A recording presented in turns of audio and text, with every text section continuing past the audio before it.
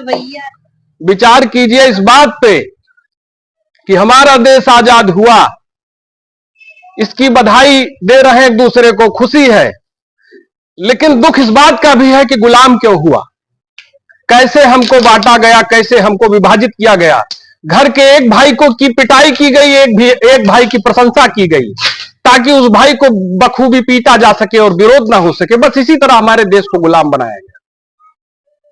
इस बात को समझते हुए जो आज का भारत हमारे सामने आकार ले रहा है, जो नवनिहाल भारत हमारे सामने खड़ा है, कल आप व्यवस्था में होंगे, डॉक्टर्स, इंजीनियर, साइंटिस्ट, पॉलिटिशियंस, पत्रकार, फार्मर, सर्विस प्रोवाइडर, आप जहां भी होंगे अपने कार्यों से समाज में सकारात्मक परिवर्तन ला सकेंगे।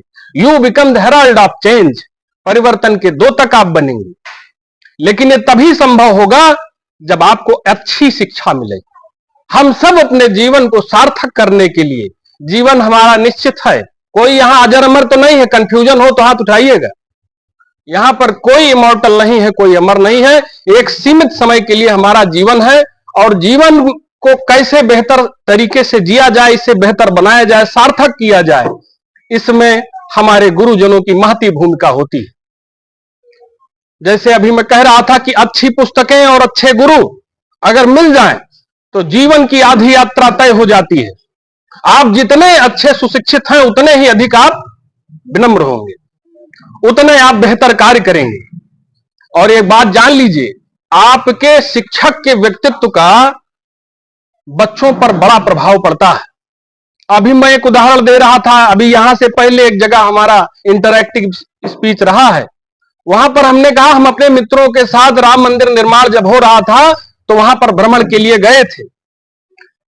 एक मजदूर से हमने पूछा भैया क्या हो रहा है, तो उसने, क्योंकि ठेठ देहाती आदमी था, तो सीधे जवाब दिया अंधा हो का दिखात नहीं। दूसरे मजदूर से हमने पूछा भैया क्या हो रहा है, तो भैया बोले कि वही सोच दीवाल चलती है, उसके बाद पट दीवाल चली। और तीसरे मजदूर से हमने पूछा तो बड़ा ही उन्होंने सुंदर जवाब दिया कि बड़े वर्षों के बाद प्रभु श्री राम का मंदिर बन रहा है और हमें इसमें अपना श्रमदान करने का सौभाग्य प्राप्त हुआ। ताली बजा दो भैया।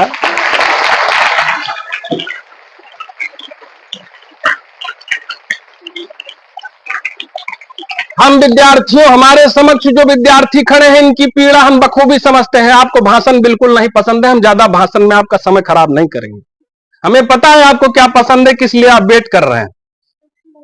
भाषण बिल्कुल नहीं पसंद है, लेकिन आपको शिक्षित करना भी हमारा ही कर्तव्य है, और उम्मीद करते हैं आप हमको ध्यान से सुनेंगे।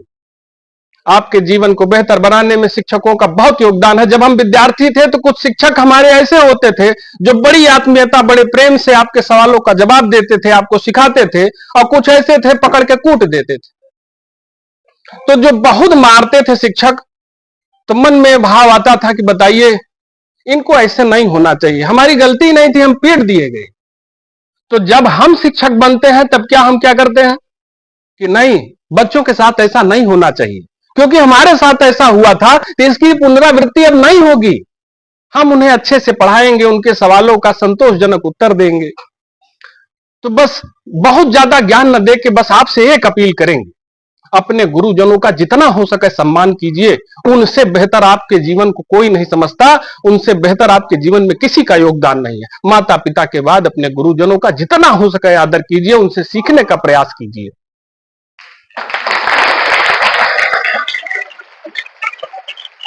आपको क्या लगता है, जब देश में अंग्रेजों का राज था, विदेशियों का राज था, तब देश में समस्या थी? आज नहीं है, आज बहुत सारी समस्याएं हैं। और इन समस्याओं के निराकरण के लिए इसी भीड़ में से, इसी जनता के बीच से कोई सुभाष चंद्र बोस आएगा, कोई भगत सिंह आएगा, कोई चंद्रशेखर आएगा।